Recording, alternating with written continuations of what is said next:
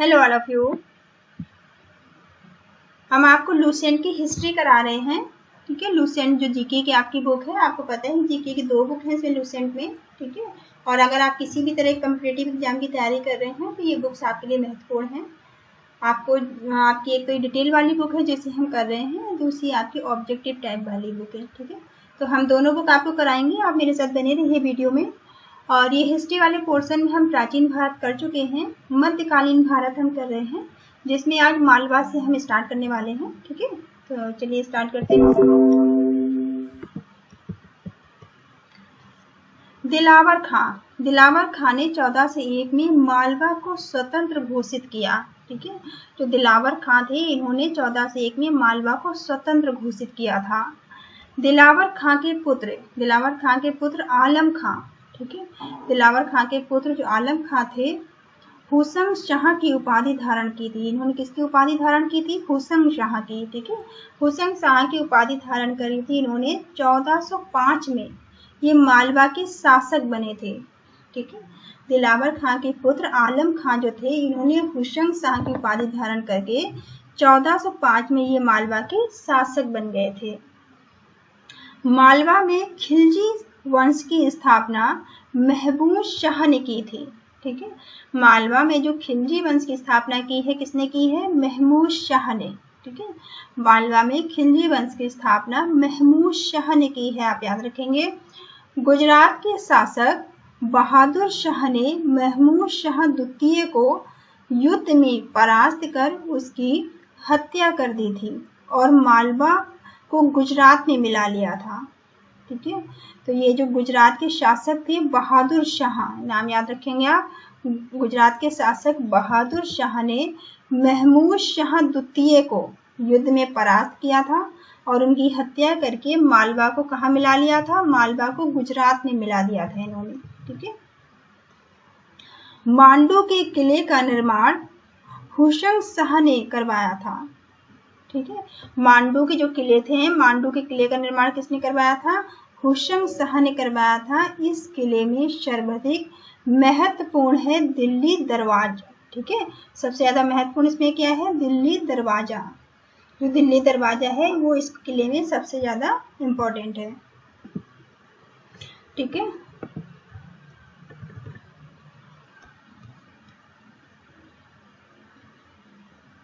अब बाज बहादुर एवं रूपमती का महल।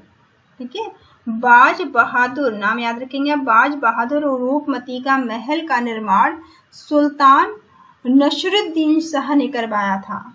ठीक है, सुल्तान नसरुद्दीन शाह ने बाज बहादुर और रूपमती के महल का निर्माण इन्होंने करवाया था, सुल्तान नसरुद्दीन शाह ने।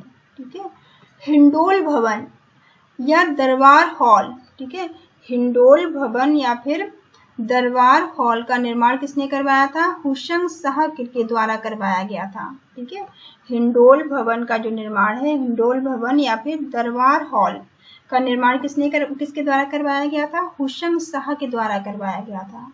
ठीक है, हिंडोल भवन या फिर दरबार हॉल का निर्माण हुसंग शाह ने करवाया था, याद रखेंगे आप। जहाज महल का निर्माण, अब देखिए जहाज महल भी है, जहाज महल का निर्माण गियासुद्दीन खिलजी ने मंडू में करवाया था। ठीक है, जहाज महल का निर्माण किसने करवाया था? गियासुद्दीन खिलजी ने करवाया था। कहाँ करवाया था? मांडू में करवाया था इन्होंने। ठीक है, तो जहाज महल का निर्माण गियासुद्दीन ने मांडू में करवाया था। कुशक महल, नेक्स्ट है इसमें, कुशक महल को महमूद खिलजी ने फतेहाबाद नामक स्थान पर बनवाया था। ठीक है, कुशक महल को महमूद खिलजी ने, ठीक है, कुशक महल को महमूद खिलजी ने फतेहाबाद नाम के स्थान पर बनवाया था। ठीक है, कुशक महल को महमूद खिलजी ने कहाँ बनवाया था? फतेहाबाद नाम के स्थान पर बनवाया था। गुजरात, नेक्स्ट क्या है? गुजरात। ठीक है, गुजरात के शासक राजा कर्ण को पराजित कर अलाउद्दीन ने 1297 में इसे दिल्ली सल्तनत में मिला लिया था। ठीक है। गुजरात के शासक जो थे, गुजरात के शासक राजा कर्ण को पराजित करके अलाउद्दीन ने, ठीक है, अलाउद्दीन ने 1297 में इसे किसने मिला लिया था? दिल्ली सल्तनत में मिला लिया था। ठीक है।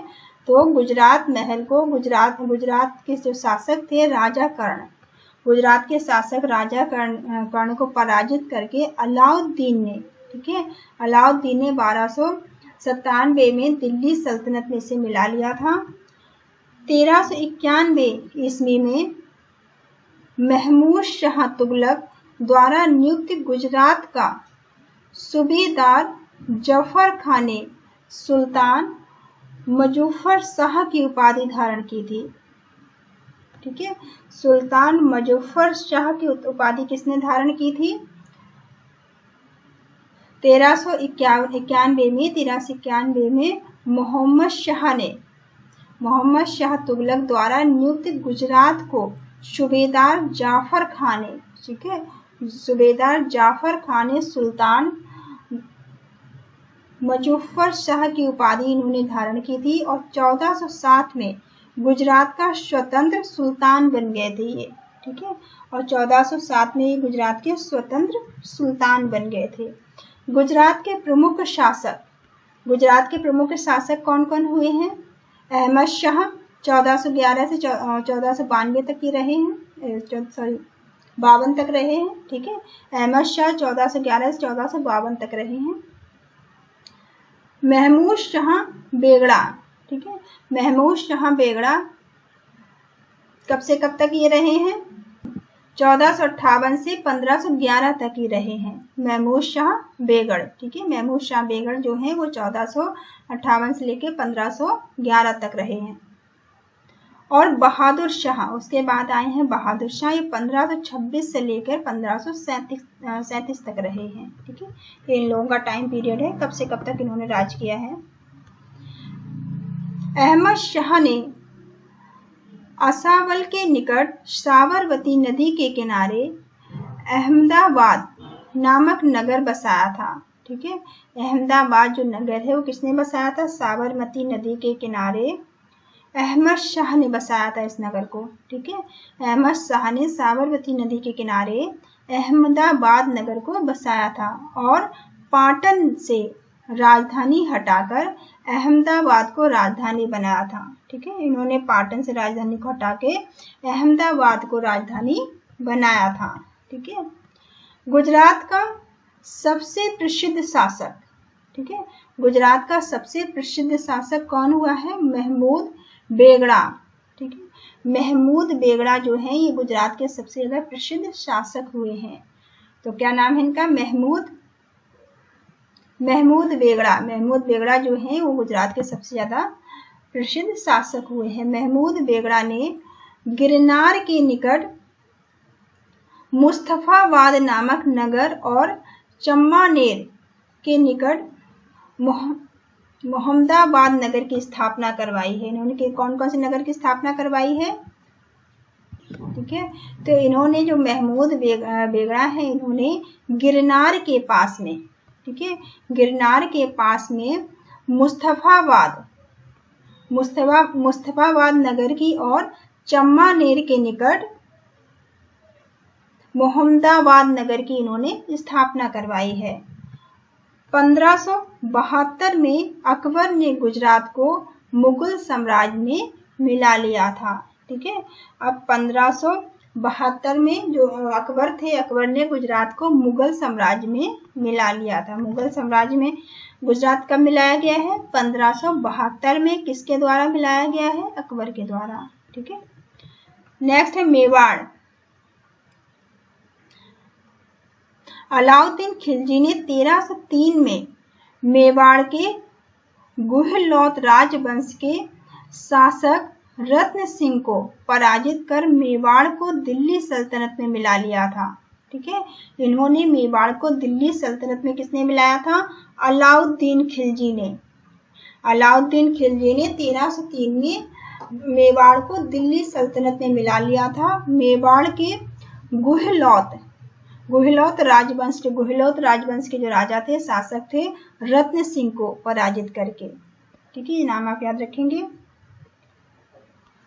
गुहिलौत राजवंश एक शाखा सिसोदिया वंश के हमीर देव ने मोहम्मद तुगलक को हराकर पूरे मेवाड़ को स्वतंत्र करवाया था। ठीक है, अब मेवाड़ स्वतंत्र कैसे हुआ है?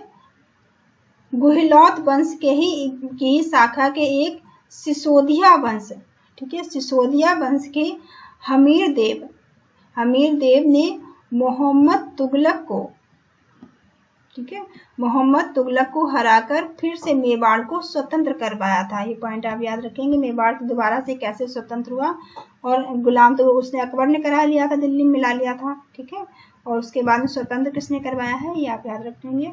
राणा कुंभा का नाम तो आपने सुना ही होगा। ठीक है, इंपॉर्टेंट है ये। राणा कुंभा ने 1448 में चित्तौड़ में एक विजय स्तंभ की स्थापना करवाई थी।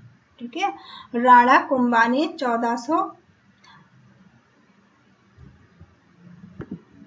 नेक्स्ट है राणा कुंभा। राणा कुंभा के बारे में आपने पता होगा, आपको पढ़ा होगा आपने कहीं ना कहीं, तो ये इंपॉर्टेंट पॉइंट है। राणा कुंभा ने 1448 में चित्तौड़ में एक विजय स्तंभ की स्थापना करवाई थी। ठीक है, विजय स्तंभ की स्थापना किसने करवाई है? राणा कुंभा ने। कब करवाई है? 1448 में। ठीक है, 1448 में राणा कुंभा ने विजय स्तंभ की स्थापना करवाई है। कहाँ पर करवाई है? चित्तौड़गढ़ में। ठीक है, नेक्स्ट मोस्ट इम्पोर्टेंट, खानवा का युद्ध। ठीक है, खानवा का युद्ध 1527 में हुआ है। खानवा का जो युद्ध है 1527 में हुआ है। राणा सांगा और बाबर के बीच हुआ है। किस किस के बीच हुआ है? राणा सांगा और बाबर के बीच, और बाबर इसमें विजयी हुआ है, बाबर जीत गया है। ठीक है, तो खानवा का युद्ध किस किस के बीच हुआ है? राणा सांगा और बाबर के बीच। कब हुआ है? 1527 में। कौन जीता है? बाबर जीता है। ठीक है, नेक्स्ट पॉइंट है 1576 ईस्वी में हल्दी घाटी का युद्ध। मोस्ट इंपॉर्टेंट, ये पॉइंट बहुत इंपॉर्टेंट है, आप ध्यान दीजिए इनमें। 1576 में हल्दी घाटी का युद्ध राणा प्रताप और अकबर के बीच हुआ है।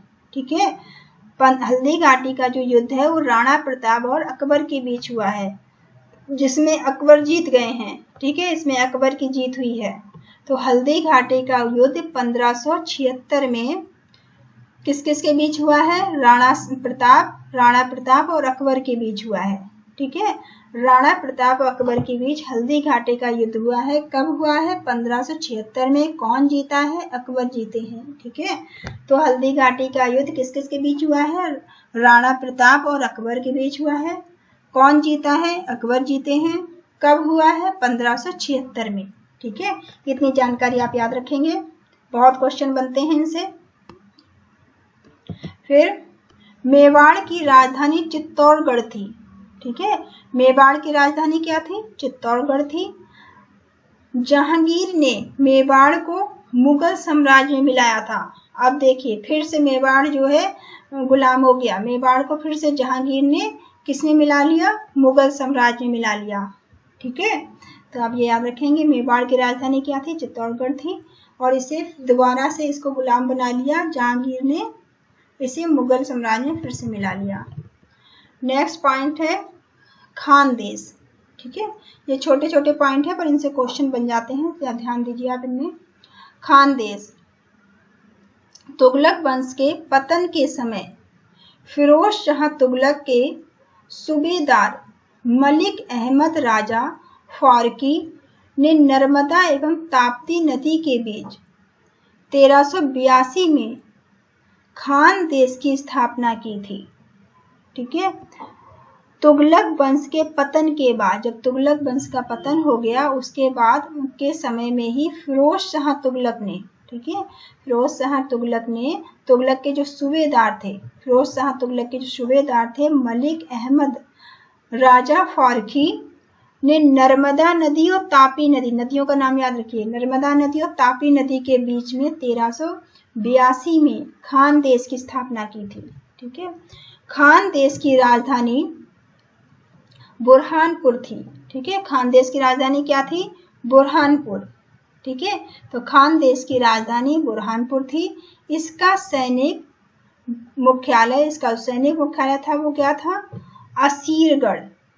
ठीक है, इसका सैनिक मुख्यालय क्या था, असीरगढ़। ठीक है, खानदेश की राजधानी बुरहानपुर थी। खानदेश की राजधानी क्या थी, बुरहानपुर थी। इसका सैनिक मुख्यालय कहाँ पे था, असीरगढ़ में। ठीक है, 1601 ईस्वी में, अब देखिए 1601 ईस्वी में अकबर ने खानदेश को मुगल साम्राज्य में मिला लिया। ठीक है, अब 1601 में अकबर ने खान राज्य को भी अपने मुगल में मिला लिया। ठीक है, नेक्स्ट पॉइंट है सूफी आंदोलन। अब सूफी आंदोलन की बात आती है, तो अब सूफी आंदोलन में जो ऐसे लोग हुआ करते थे, जो लोग सूफी संतों की शिष्यता ग्रहण करते थे, उन्हें मुरीद कहा जाता था। ठीक है, जो सूफी संतों की शिष्यता, मतलब सूफी संतों के जो शिष्य हुआ करते थे, जैसे स्टूडेंट है ना, स्टूडेंट हुआ करते थे, तो वो उन्हें क्या कहा जाता था, उन्हें मुरीद कहा। ठीक है, तो इनके शिष्यों क्या कहा जाता था, मुरीद कहा जाता था। सूफी जिन आश्रमों में निवास करते थे उन्हें खानकाह कहा जाता था, खानकाह या मठ कहा जाता था। ठीक है, सूफी लोग जिन आश्रमों में निवास करते थे, जहाँ ये लोग रहते थे, उन्हें क्या कहा जाता था, खानकाह या फिर मठ कहा जाता था। ठीक है, सूफियों के धर्म संघ बाशारा, ठीक है, सूफियों के धर्म संघ बाशारा इस्लामी सिद्धांत के समर्थक और बेसारा इस्लामी सिद्धांत से बंधे नहीं में विभाजित थे। ठीक है, ये जो सूफी संत के धर्म संघ हुआ करते थे बासारा, जिनको बासारा कहा जाता था, ये इस्लामी सिद्धांत के समर्थक, और ये जो बासारा और बेसारा, ठीक है, जो बासारा थे ये तो इस्लामी के समर्थक हुआ करते थे, और बेसारा जो होते थे वो इस्लामी सिद्धांतों का समर्थन नहीं करते थे। ठीक है, इन दो पार्ट में विभाजित थे। एक तो ऐसे थे बासारा जो इस्लाम का समर्थन करते थे, और बेसारा जो थे वो इस्लाम का समर्थन नहीं करते थे। आप ऐसे याद रखिए। ठीक है, भारत में चिश्ती, ठीक है, भारत में चिश्ती और सोहरावर्दी, ठीक है, भारत में चिश्ती और सोहरावर्दी सिलसिले की जड़ें काफी गहरी थी। ठीक है, भारत में चिश्ती और सोहरावर्दी, ठीक है, भारत में चिश्ती और सोहरावर्दी की जो जड़ें थी वो काफी गहरी हैं। 1192 में मोहम्मद गौरी के साथ ख्वाजा मोइनुद्दीन चिश्ती भारत आए थे। ठीक है, 1292 में मोहम्मद गौरी के साथ, ठीक है, 1192 मोहम्मद गौरी के साथ ख्वाजा मोइनुद्दीन चिश्ती भारत आए थे। कौन आए थे, ख्वाजा मोइनुद्दीन चिश्ती। इन्होंने यहाँ चिश्ती परंपरा पर शुरुआत की थी। इन्होंने किसकी शुरुआत यहाँ पर की है, चिश्ती परंपरा की। ठीक है, चिश्ती परंपरा का मुख्य केंद्र अजमेर था। ठीक है, चिश्ती परंपरा का मुख्य केंद्र कहाँ पर था, अजमेर में था। ठीक है, चिश्ती परंपरा के कुछ अन्य महत्वपूर्ण संत निजामुद्दीन औलिया, चिश्ती परंपरा के जो दूसरे संत हैं वो कौन कौन है, निजामुद्दीन औलिया, बाबा फरीद, ठीक है, बख्तियार काकी, बाबा फरीद, बख्तियार काकी एवं शेख बुरहानुद्दीन। ठीक है, शेख बुरहानुद्दीन। बाबा फकीर, जो बाबा फरीद थे, बाबा फरीद बख्तियार काकी के शिष्य थे। ठीक है, बाबा फरीद बख्तियार किसके शिष्य थे, काकी के शिष्य थे। बाबा फरीद की जो रचनाएं हैं वो क्या क्या है, गुरु ग्रंथ साहिब। ठीक है, गुरु ग्रंथ साहिब जो है इन्होंने लिखा है बाबा फरीद ने। ये पॉइंट आप याद रखेंगे, बाबा फरीद ने गुरु ग्रंथ साहित्य लिखा है। ठीक है, बाबा फरीद ने क्या लिखा है, गुरु ग्रंथ साहित्य लिखा है। ठीक है, बाबा फरीद ने गुरु ग्रंथ साहित्य की रचना की है। बाबा फरीद के दो महत्वपूर्ण शिष्य थे। ठीक है, बाबा फरीद के दो महत्वपूर्ण शिष्य थे, कौन कौन थे, निजामुद्दीन औलिया, ठीक है, और अलाउद्दीन साविर। ठीक है, निजामुद्दीन औलिया और अलाउद्दीन साविर ये बाबा फरीद के शिष्य थे। ये दोनों किसके शिष्य थे? बाबा फरीद के ये दोनों शिष्य थे। ठीक है। हजरत निजामुद्दीन औलिया ने अपने जीवन काल में दिल्ली के 7 सुल्तानों का शासन देखा है। ठीक है। जो हजरत निजामुद्दीन औलिया थे, इन्होंने अपने जीवन काल में दिल्ली के 7 सुल्तानों का शासन देखा था। इनमें से मुख्य शिष्य थे शेख सलीम चिश्ती। ठीक है। इनके शिष्य मेन क्या थे? शेख सलीम चिश्ती। ठीक है। और अमीर खुसरो, दूसरे अमीर खुसरो हैं। फिर अमीर हसन देहलवी, अमीर हसन देहलवी। ठीक है। अमीर हसन देहलवी, अमीर खुसरो और सलीम चिश्ती, ये निजामुद्दीन औलिया के शिष्य थे।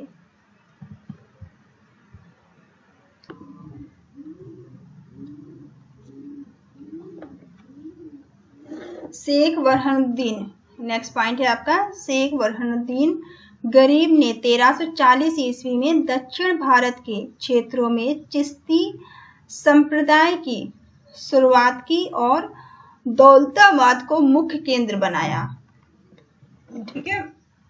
इन्होंने दौलताबाद को अपना मेन केंद्र बनाया था। शेख बरहनुद्दीन गरीब ने 1340 में दक्षिण भारतीय क्षेत्रों में चिश्ती संप्रदाय की शुरुआत इन्होंने की थी और दौलताबाद को इन्होंने मुख्य केंद्र बनाया था।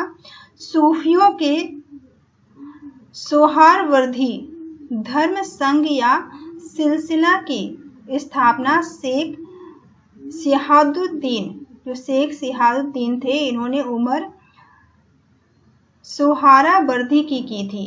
ठीक है। सोहारावर्दी ने की थी। जो सूफियों के सोहारावर्दी धर्म संघ थे या फिर सिलसिला की स्थापना किसने की थी? शेख सिहाबुद्दीन उमर सोहारावर्दी ने की थी। किंतु 1262 ईस्वी में इसके सुदृढ़ संचालन का श्रेय शेख बदरुद्दीन जकारिया को दे दिया गया था। ठीक है। लेकिन इनका संचालन इसका जो था 1262 में किसको दे दिया गया था? शेख बदरुद्दीन जकारिया को इसका संचालन दे दिया गया था। इन्होंने सिंध एवं सुल्तान को मुख्य केंद्र बताया था। ठीक है। इन्होंने सिंध और मुल्तान, ठीक है, सिंध और मुल्तान जो दो जगह थी, सिंध और मुल्तान को इन्होंने मेन केंद्र बताया था। सोहरावर्दी धर्म संघ के अन्य प्रमुख संत जलालुद्दीन तबरीजी, सैयद सुर्ख जोश और बुरहान आद थे। सोहरावर्दी सिलसिला ने राज्य को दक्षिण में स्वीकार किया था। ठीक है। इन्होंने राज्य को किसने स्वीकार किया था? इन्होंने राज्य के संरक्षण को स्वीकार किया था। ठीक है। इन्होंने जो था राज्य के संरक्षण को इन्होंने स्वीकार किया था।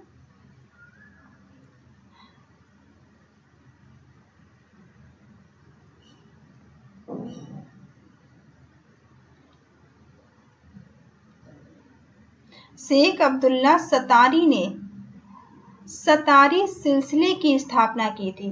ठीक है। सतारी सिलसिले की स्थापना किसने की थी? शेख अब्दुल्ला।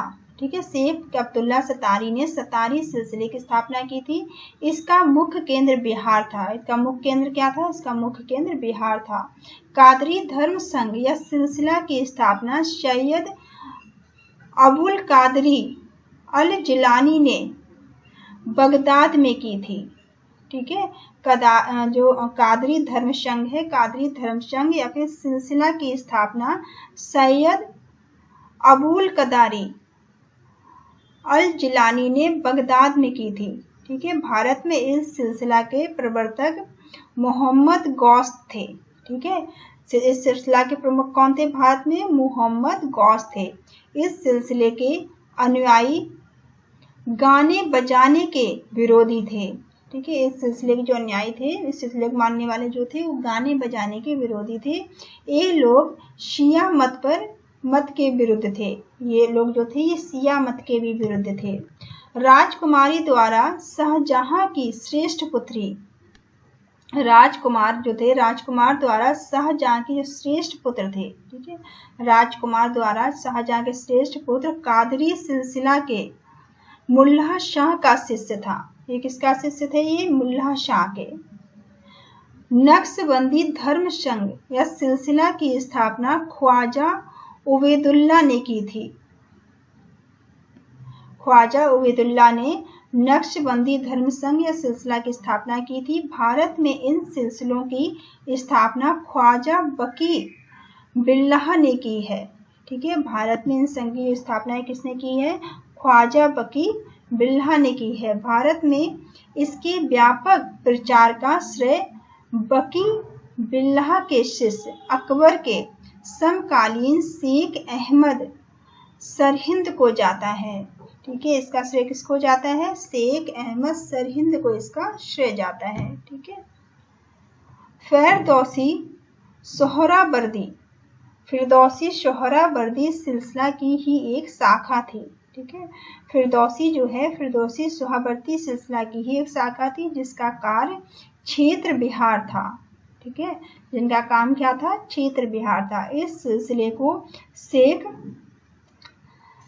शरीफुद्दीन आहिया ने लोकप्रिय बनाया था। याहया ख्वाजी निजामुद्दीन के शिष्य थे। ठीक है, याहया ख्वाजी किसके शिष्य थे? निजामुद्दीन के शिष्य थे। भक्ति आंदोलन, नेक्स्ट आपका टॉपिक है भक्ति आंदोलन।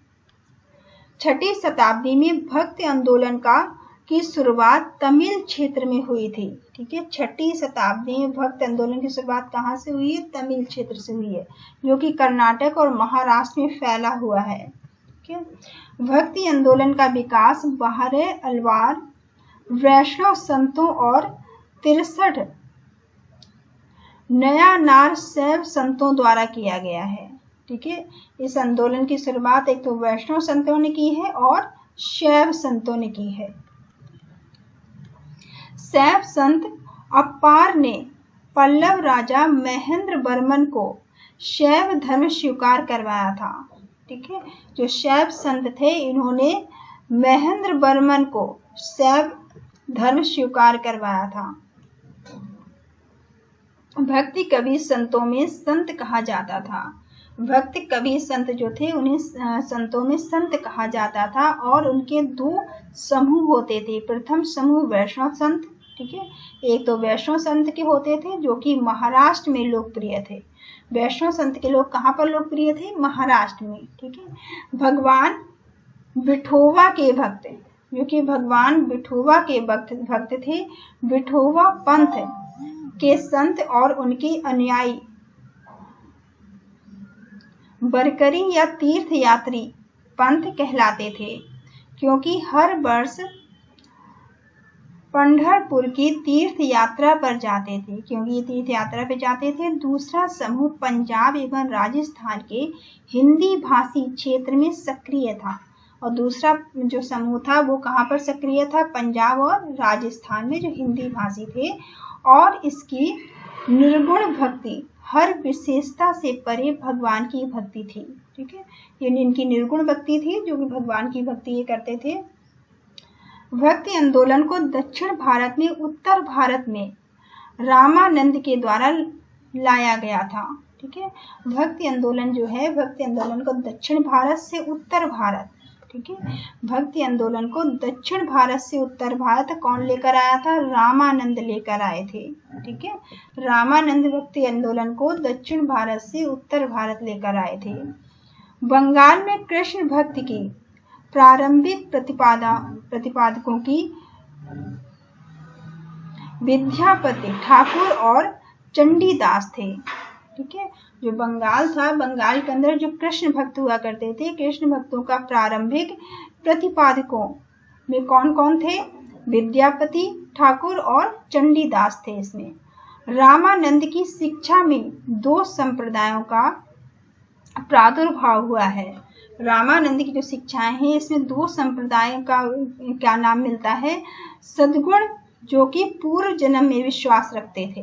ठीक है, सद्गुण का मतलब जो पूर्व जन्म में विश्वास रखते थे, और निर्गुण जो भगवान के निराकार रूप को पूजते थे। ठीक है, जो भगवान के निराकार रूप को पूजते थे, जो मानते थे कि भगवान का कोई रूप नहीं है, वो एक शक्ति है, उसे एक शक्ति के रूप में मानते थे, उन्हें निर्गुण कहा जाता था। और सद्गुण उन्हें कहा जाता था जो कि पूर्व जन्म में विश्वास रखते थे। ठीक है, सद्गुण संप्रदाय के सबसे प्रसिद्ध व्याख्याओं में थे तुलसीदास। ठीक है, सद्गुण संप्रदाय में जो सबसे प्रसिद्ध हुए हैं वो कौन है? तुलसीदास और नाभादास। जैसे राम भक्त और निम्बार्क, वल्लभाचार्य, चैतन्य, सूरदास और मीराबाई जैसे कृष्ण भक्त। ठीक है, जो कि कृष्ण भक्त हैं तुलसीदास, और नाभादास तो राम भक्त थे। ठीक है, जो सद्गुण थे, सद्गुण कवि थे सद्गुण संप्रदाय के। और दूसरे जो थे निम्बार्क, वल्लभाचार्य, चैतन्य, सूरदास और मीराबाई जो थी, ये कृष्ण भक्त थे। ये सब सद्गुण कवि हैं। ठीक है, सद्गुण संप्रदाय के कवि हैं। निर्गुण संप्रदाय में, अब निर्गुण संप्रदाय की अगर हम बात करें तो निर्गुण संप्रदाय में सबसे प्रसिद्ध प्रतिनिधि थे कबीर। ठीक है, निर्गुण संप्रदाय में कौन थे? कबीर थे, जिन्हें भावी उत्तर भारतीय पंथों का आध्यात्मिक गुरु भी माना जाता है। ठीक है, जिन्हें उत्तर भारतीय पंथों का भावी आध्यात्मिक गुरु भी जिन्हें माना जाता है। शंकराचार्य के अद्वैत दर्शन के विरुद्ध जो दक्षिण में वैष्णव संतों द्वारा 4 मतों की स्थापना की गई थी। इन्होंने वैष्णव संतों की 4 स्थापना की है दक्षिण भारत में। ठीक है, दक्षिण में वैष्णव संतों द्वारा स्थापित 4 मत, क्या क्या है 4 मत? क्योंकि ये इनके 4 मत है। श्री संप्रदाय, पहला क्या है? श्री संप्रदाय, जिसमें रामानुजाचार्य जिसमें थे। श्री संप्रदाय में रामानुजाचार्य है। ठीक है, दूसरा ब्रह्म संप्रदाय, ब्रह्म संप्रदाय में कौन है? मध्वाचार्य। ठीक है, मध्वाचार्य। दैत्यवाद, जो कि दैत्यवाद को मानते थे, रुद्र संप्रदाय में विष्णु स्वामी। ठीक है, सुदैत्यवाद। और सनकादि संप्रदाय में कौन कौन थी? निवारकाचार्य। ठीक है, ये भी दैत्य संप्रदाय की भी मानते थे। दैत्यवाद को ये भी मानते थे। ये दैत्यवाद को मानते थे, दैत्यवाद को मानते थे। तो इस तरह से इन्होंने 4 संप्रदाय बनाए थे विष्णु संतों के लिए दक्षिण भारत में। ठीक है, तो इसको यहाँ तक आप कर लीजिए, यहीं तक रहने देते हैं। यहाँ से कल नेक्स्ट वीडियो में कर लेंगे, क्योंकि आधे घंटे का आपका वीडियो हो गया है। ठीक है, आगे हम नेक्स्ट वीडियो में करेंगे यहाँ से। Thank you all of you, thank you for watching. आप मेरे चैनल को लाइक करिए, शेयर करिए, सब्सक्राइब करिए। ठीक है, thank you all of you.